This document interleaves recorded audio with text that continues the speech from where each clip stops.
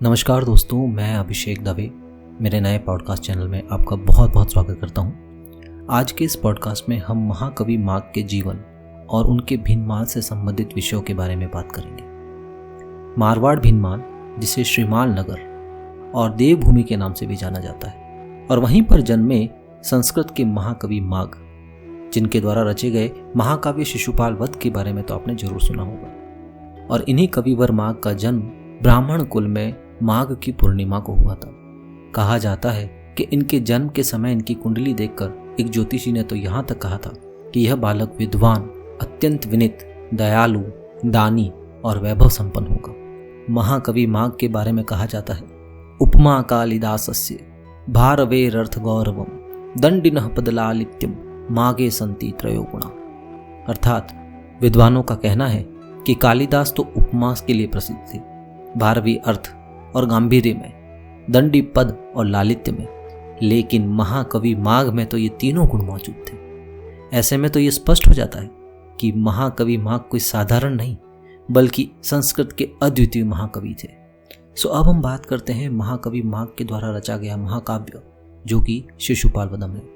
दरअसल शिशुपाल वधम जो है वो एक कृति है, महाकाव्य है, जिसमें युधिष्ठिर के राजसूय यज्ञ के अवसर पर श्री कृष्ण के द्वारा चेंदी नरेश शिशुपाल के वध का काव्यात्मक और हृदयग्राही चित्रण किया गया है। ये जो महाकाव्य है इसे 20 सर्गों में रचा गया था। महाकवि माघ की जो काव्य कला है उसकी पहचान तो शिशुपाल वधम के 19वें सर्ग से ही हो जाती है, जिसे पढ़कर के बड़े से बड़े विद्वान दांतों तले अपनी अंगुली चबा जाते हैं। मैं उनके कुछ उदाहरण आपको दिखाने वाला हूँ। पहला, उनके द्वारा रचा गया एकाक्षर पाद, जिसमें सिर्फ और सिर्फ एक अक्षर के द्वारा पूरी काव्य का रचना कर दी गई। दाददो दुद्दादी दादादो दुददी ददोह दुद्दादम दददे दुद्दे दादा ददद तोहम ददह। सिर्फ एक अक्षर के द्वारा रचा गया ये एकाक्षर पाद, और इसका मतलब है दान देने वाले, दुष्टों को उत्ताप देने वाले, शुद्धि देने वाले, परितापदायक दुष्टों के नाशक बाहु वाले तथा दाताओं व अदाताओं दोनों को देने वाले श्री कृष्ण भगवान ने दुखदाई शत्रु पर दुखदाई बाण को दिया, अर्थात चलाया। अब ऐसी ही एक रचना है सर्वतोभद्र, सकार ना नार कासाय काय साद दसाय का रसा हवा वाह सार नाद वाद दवादना। अर्थात उत्साह युक्त अनेक विध शत्रु समूहों के गीत विशेष तथा शरीरों की नाशक बाणों वाली, युद्धानुरागी और श्रेष्ठ गुणों की ध्वनियों के समान बाजों की ध्वनियों वाली शिशुपाल की वह सेना। इन उदाहरणों से ये तो स्पष्ट हो जाता है कि कवि माघ पांडित्य व कवित्व दोनों के लिहाज से अद्वितीय थे और भाषा पर उनका गजब का अधिकार था। इतना ही नहीं, अपने पांडित्य के साथ साथ महाकवि माघ बहुत बड़े दानी भी थे। भोज प्रबंध में इस संदर्भ में लिखा हुआ है कि उन्होंने अपनी सारी संपत्ति दान कर दी थी, और जब संपूर्ण संपत्ति को दान कर दिया तो वो निर्धन हो गए।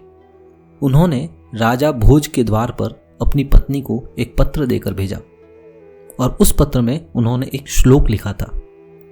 उस श्लोक पर प्रसन्न होकर राजा भोज ने बहुत सा धन दिया, और जब महाकवि माघ की पत्नी दोबारा लौट रही थी तो रास्ते में याचकों ने माघ के दान नीति की बहुत ही प्रशंसा करी, और उसी प्रशंसा को सुनकर उनकी पत्नी ने भी सारा धन याचकों में बांट दिया। पत्नी खाली हाथ लौटी तो माघ ने कारण पूछा। इस पर उनकी पत्नी ने स्पष्ट कहा कि रास्ते में याचक आपके गुणों की प्रशंसा कर रहे थे, इसलिए मैंने वह धन भी याचकों में दान कर दिया। तब माघ ने कहा, देवी तुमने बहुत अच्छा किया, परंतु यदि और याचक आएंगे तो उन्हें क्या दिया जाएगा। अब माघ के पास पहने हुए वस्त्रों के अलावा और कुछ नहीं बचा था, और माघ की इसी निर्धनता की स्थिति में और भी जब याचक उनके द्वार पर आते, मगर माघ के पास अब उन्हें देने के लिए कुछ बचा नहीं था, और ऐसी स्थिति में वो व्याकुल हो उठे और आखिर में थक हार कर उन्होंने अपने प्राण त्याग दिए। ये बात स्पष्ट करती है कि महाकवि माघ न केवल ज्ञानी बल्कि बहुत बड़े दानी भी थे। निसंदेह ही महाकवि माघ संस्कृत साहित्य के दैदीप्यमान नक्षत्र थे। वे केवल श्रीमाल नगर या भीनमाल के ही नहीं बल्कि इस भूमंडल के भी गौरव थे, और उन्हीं महाकवि माघ को समर्पित आज का ये पॉडकास्ट। दोस्तों, आज के इस पॉडकास्ट के जरिए मैंने महाकवि माघ से जुड़ी कुछ जानकारी आपके साथ शेयर करी है। यदि आपको ये पॉडकास्ट पसंद आता है तो लाइक और सब्सक्राइब जरूर कीजिए।